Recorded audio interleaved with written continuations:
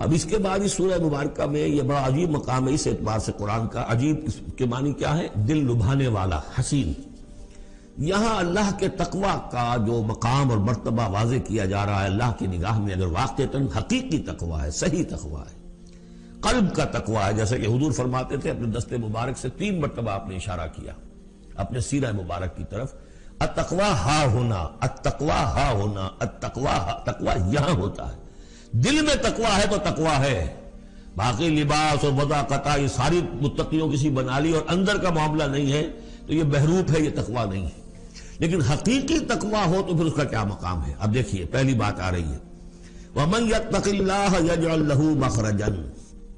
جو شخص اللہ کا تقوی اختیار کرے گا اللہ اس کے لیے راستہ پیدا کر دے گا.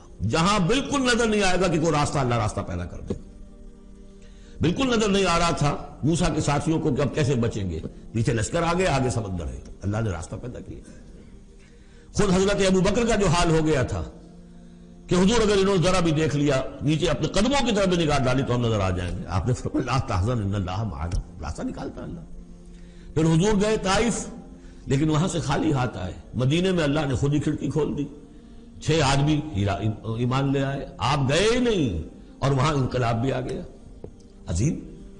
اس اعتبار سے اللہ مخرج پیدا کرتا ہے. تم صحیح طریقے پر چلتے رہو، تقوی اختیار کرو، صحیح راستے پر جد و جہد کرو. یہ کام اللہ پر چھوڑو. کب اسے منظور ہے اس کا کامیاب ہونا؟ جب ہوگا وہ راستہ ایسا کھول دے گا کہ تمہیں گمان بھی نہیں ہوگا. وَيَرْزُقْهُ مِنْ حَيْثُ لَا يَحْتَسِبُ، اور اسے رزق دے گا وہاں سے جہاں سے اسے گمان بھی نہیں ہوگا.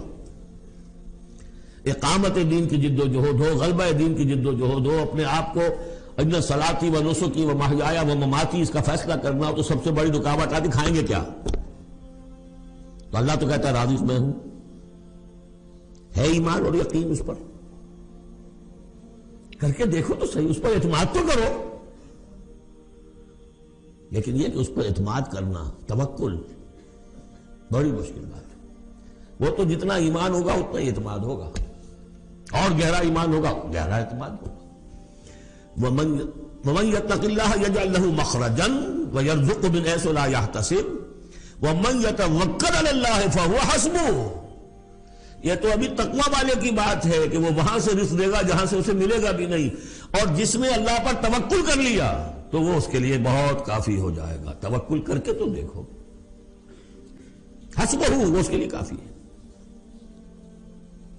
یہاں تک فرمایا ہے حدیث قدسی میں، حدیث میں من کان فی حاجت اخیہ کان اللہ فی حاجتہ.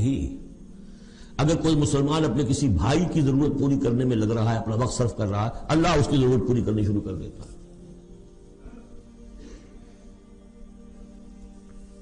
فکر ماں در کار ماں آزار ماں، کار ساز ماں بے فکر کار ماں. یہ فارسی شاعری کے اندر یہ دینی حقائق ہے. کار ساز ماں بے فکر کار ماں، میرا کارساز میرے کاموں کی فکر کر رہا ہے، میں نے اپنے آپ کو اس کے کام کے لیے لگا دیا. وہ دنیا میں بھی ذرا سا بھی کوئی شریف انسان ہوگا، آپ اس کے ہو جائیں وہ آپ کو چھوڑ دے گا پھر کہیں؟ شرافت ہو، مروت ہو اس میں. آپ اللہ کے بن کر تو دیکھیے. پھر وہ کارساز ہے. کارساز ماں بے فکر کار ماں، فکر ماں در کار ماں آزار ماں. جب میں اپنے معاملات کی فکر خود کرتا ہوں، کوئی نہ کوئی ٹھوکر کھاتا ہوں، کوئی نہ کوئی غلطی کرتا ہوں، آزار اپنے سر کے اوپر پیدا کر لیتا ہوں. اپنے آپ کو حوالے کرو. اس کا نام ہے تفویض الامر الی اللہ. افوض امری الی اللہ ان اللہ بصیر بالعباد.